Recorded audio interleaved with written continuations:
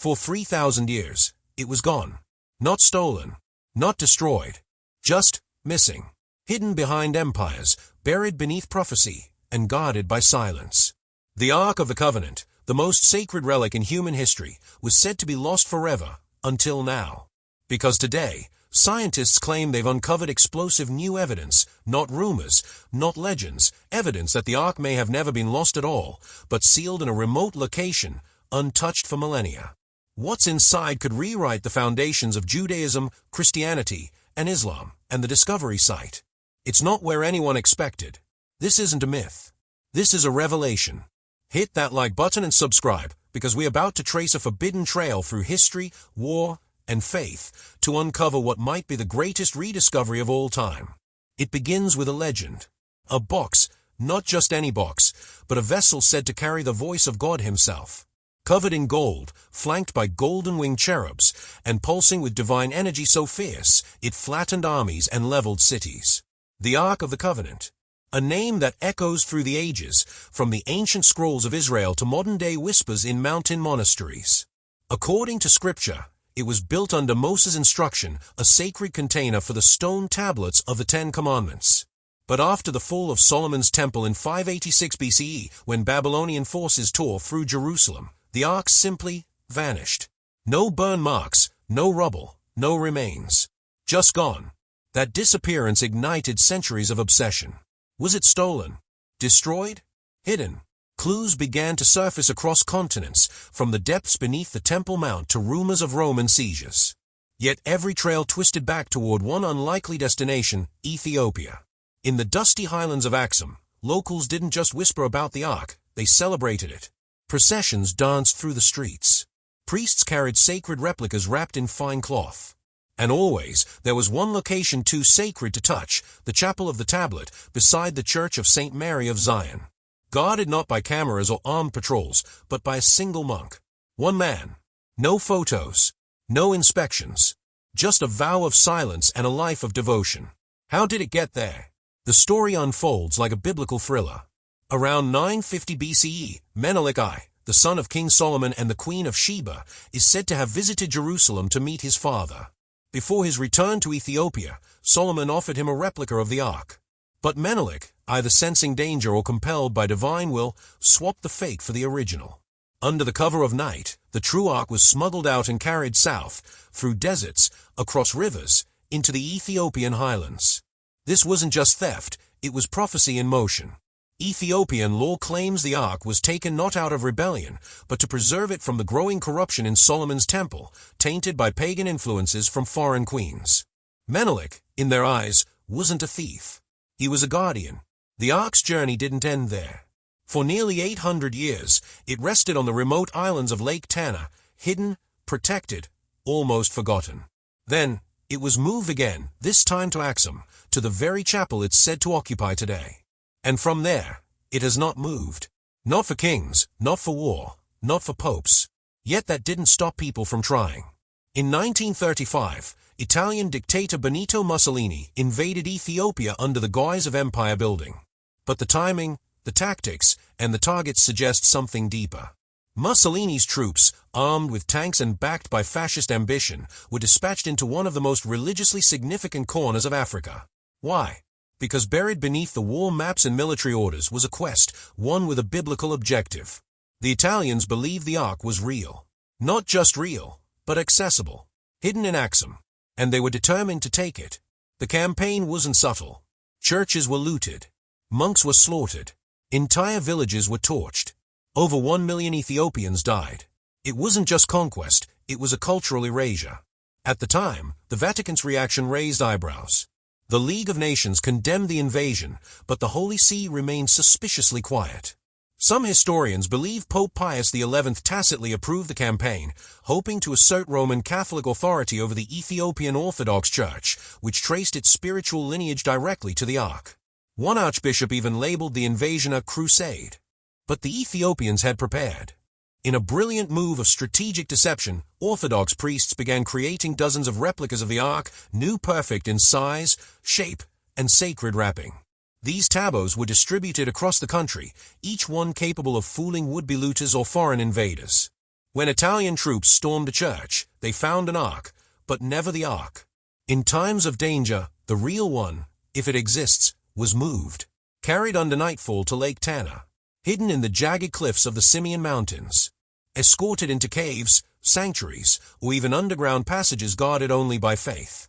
It became a game of cat and mouse. Colonial forces with maps and weapons, monks with silence and secrets. But the deeper you go, the stranger it gets. Because behind every failed invasion and every ruined chapel, there were men with maps that didn't lead to battlefields, but to legends. Secret missions were launched under the cover of diplomacy. Italian officials, diplomats, not just soldiers, were seen traveling to places like Gondar and Lake Tana. Not for warfare, for something far older. Something buried in sand, in scripture, and in obsession. Their real target may never have been just the ark. Some believe they were looking for King Solomon's mines, a mythical source of immeasurable gold and ancient artifacts tied directly to biblical power. In the 1930s, high-ranking Italian elites were sent on what looked like harmless state visits. But the writings of Enrico Cerulli, a respected scholar and colonial official, suggest otherwise. He spoke of legends, of Cain and Lilith, of cities touched by angels and cursed by demons. He believed that the biblical landscape wasn't confined to the borders of modern Israel. It spilled into East Africa. Ethiopia, he thought, wasn't just holding relics. It was guarding a gateway. These weren't ordinary quests. They were spiritual crusades disguised as colonial administration. And all of it centered around one object. The ark had stopped being just a relic. It had become a symbol of legitimacy, religious, political, and dynastic. Because while the world debated whether it even existed, one royal family had already built their throne upon it. In 1270, the Solomonic dynasty rose to power in Ethiopia, toppling the Zagwe line with more than just weapons. They came armed with a bloodline. Their claim: direct descent from Menelik I, son of Solomon and the Queen of Sheba, and by extension, guardians of the ark itself. This was no myth to them.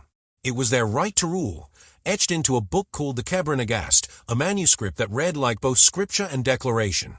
Inside, it proclaimed that the ark wasn't just in Ethiopia, it had been brought there on purpose, as divine inheritance, as proof that God's favor had passed from Jerusalem to Axum. And whether or not the ark was ever seen, it didn't matter. The story alone turned monarchs into messiahs. It justified centuries of rule. It infused cathedrals with sacred gravity. And it made Axum, in the eyes of the faithful, the true spiritual center of the world. But what if the ark didn't stay in Axum? Not all mysteries live above ground. Some are carved into stone. About 400 miles south of Axum, in the remote mountains of Lalibela, a new Jerusalem was quietly chiseled from the earth.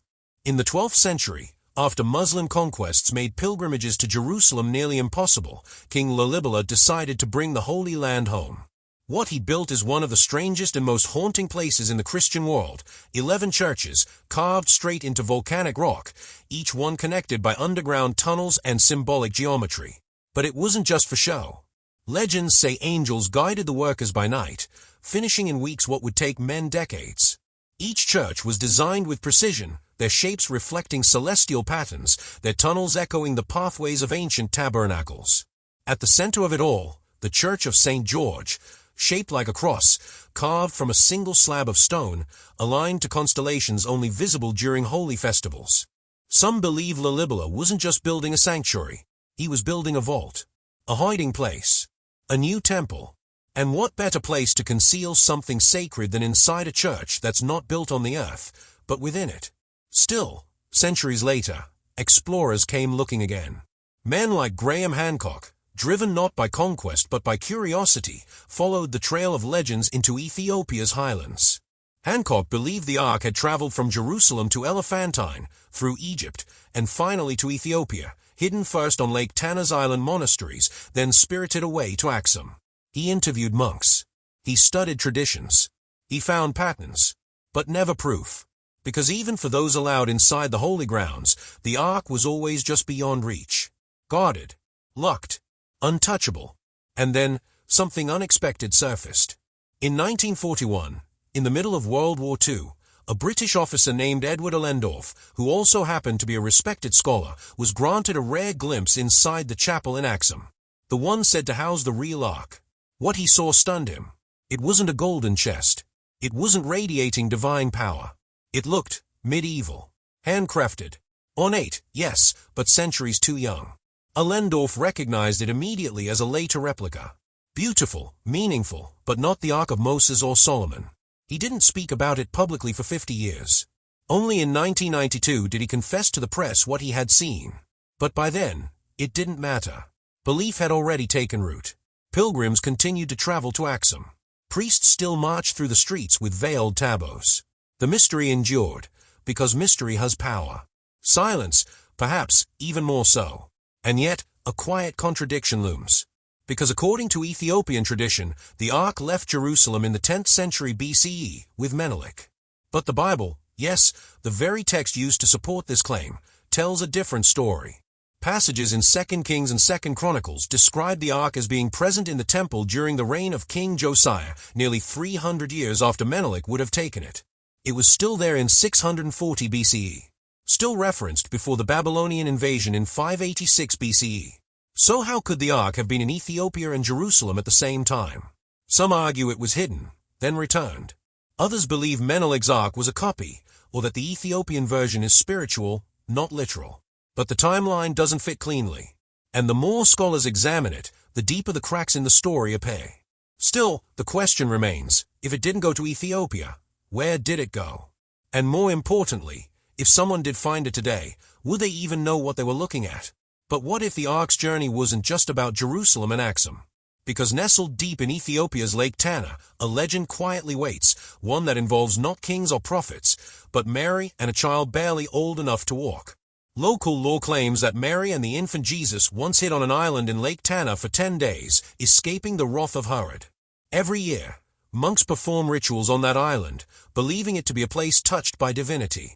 They built a shrine to honor her presence. Not as metaphor, as history. But there's a wrinkle, a geographical glitch. The Bible places the Holy Family's refuge in Egypt, not Ethiopia. So how did this story migrate nearly 1,000 miles south? Some say it's confusion. Others say it's adaptation. But in a land where myth and memory blend into one, facts aren't always the point. The tale reinforces Ethiopia's spiritual legitimacy, connecting its soil not just to Moses and Solomon, but to Christ himself.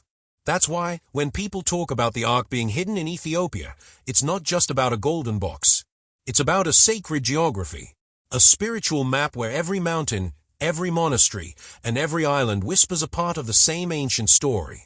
And not all attempts to rewrite that story ended in failure. Some nearly changed it forever. Long before modern archaeologists began theorizing about the Ark's resting place, an Egyptian pharaoh made a bold move to steal it. His name was Shishak. In the 10th century BCE, he invaded Jerusalem and ransacked the temple. According to 1 Kings 14 verse 26, he took treasures from the house of the Lord. Everything except the Ark. How did he miss it? Either it had already been moved, or it was hidden in the innermost chamber, the Holy of Holies, behind a veil so sacred only the high priest could enter once a year. Some speculate that the Levites saw the invasion coming and spirited the Ark away in advance. Or maybe it was never there, because centuries later, under King Josiah's reign, the Ark is suddenly mentioned again, right back in Solomon's temple, exactly where it started.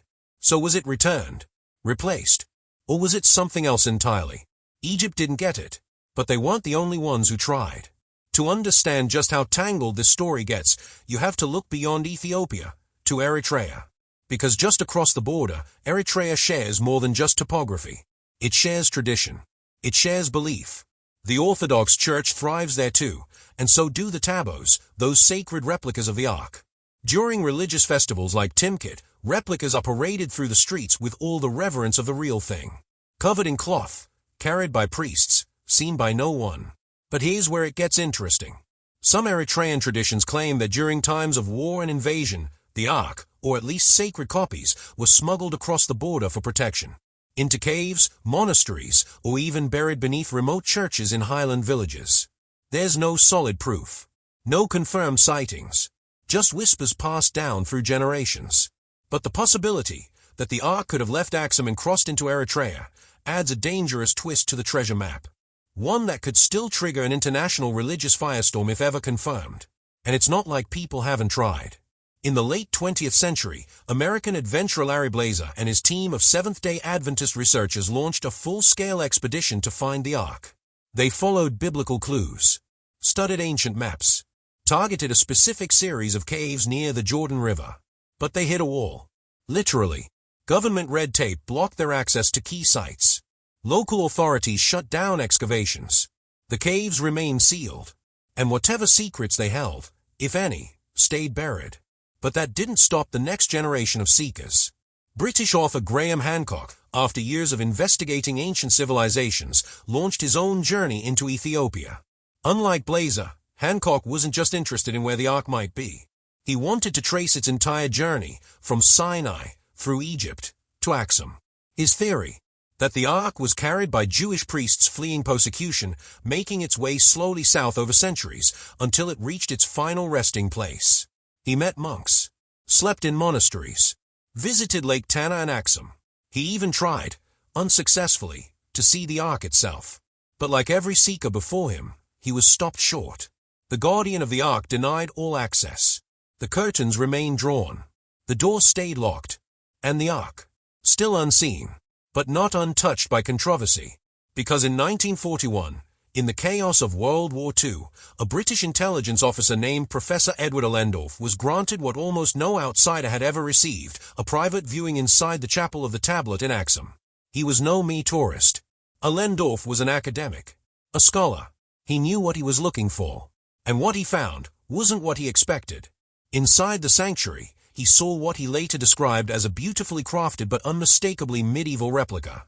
No gold-encrusted box, no ancient energy, no biblical age, just a wooden chest consistent with Ethiopian religious tradition, likely built during the Middle Ages. But here's the kicker, he never said a word about it publicly until 1992, 5 decades later. Why?